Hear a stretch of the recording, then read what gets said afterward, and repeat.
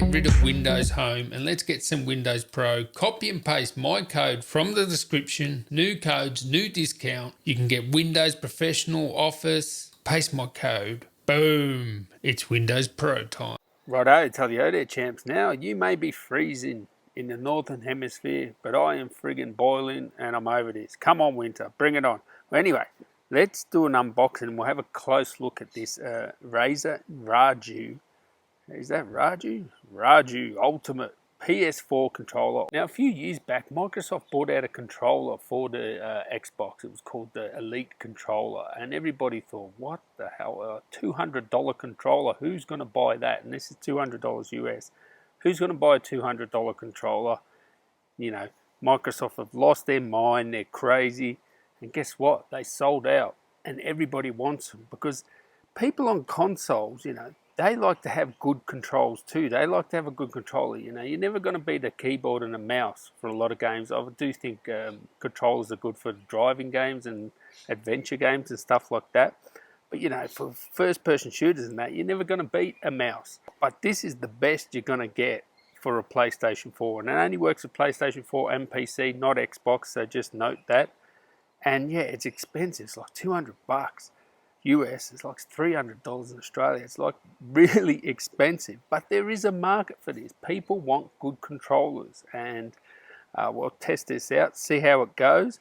But first, let's have a look just inside the box here. You have the box here, nice blue box. You have the product on the front here, and have a look there. It says interchangeable thumbsticks and D-pad, so you can actually change like the D-pad and the thumbsticks, and that's a good thing because I actually have on my PlayStation controller, see that extension on the thumb pad there? It makes movements and controlling your like first person shooter so much better. You know, you get such finer grain of movement because, you know, it's leverage, so you can do finer movements and stuff like that. And this one has those inside. I'll show you in a minute, but it's no crap. That's why I use that for when I used to play Call of Duty on the PlayStation. Yeah, I always had that extension because it's just so much better.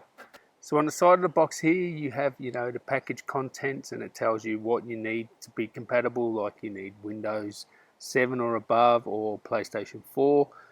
On the back here, it's going to tell you all the features. You can use it as Bluetooth connection or wired connection, interchangeable thumbsticks, D-pad, quick control panel, Razer Mecha tactile action buttons. So the buttons, well, they should be good. We'll see how it goes.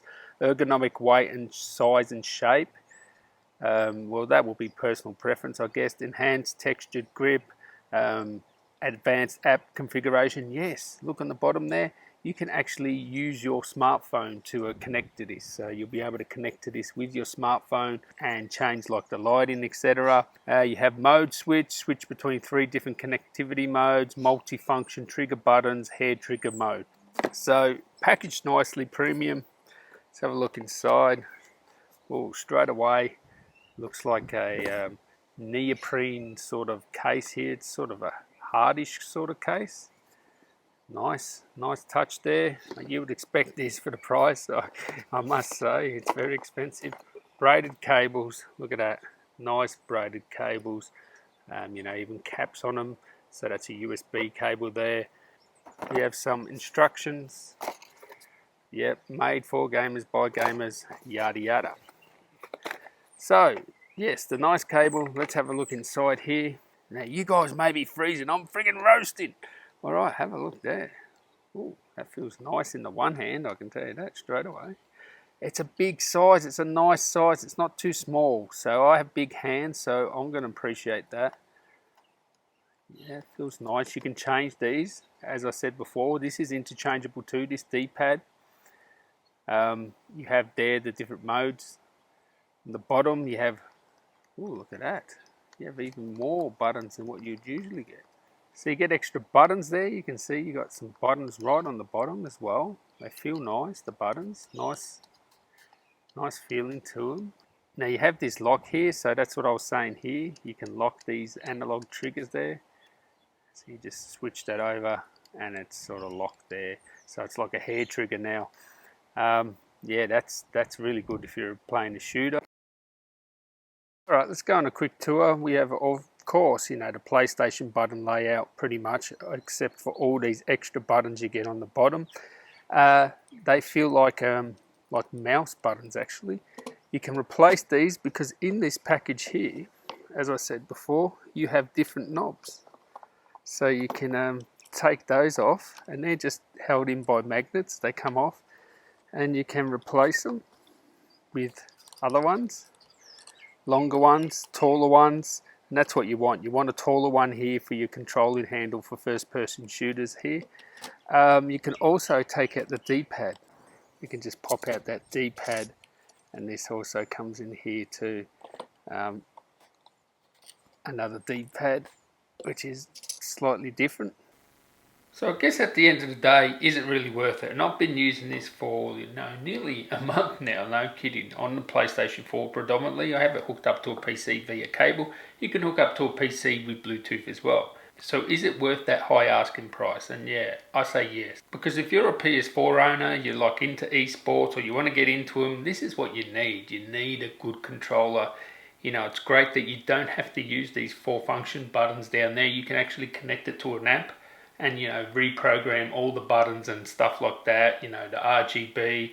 It's great that you got the audio jack down the bottom here. Remap all those buttons. You can quickly change it with the app on the phone. RGB, come on. PlayStation doesn't have RGB. Now you got some RGB bling. Everything about this is quality. You know, you get 10 hours battery life with this, so much better than the standard controller.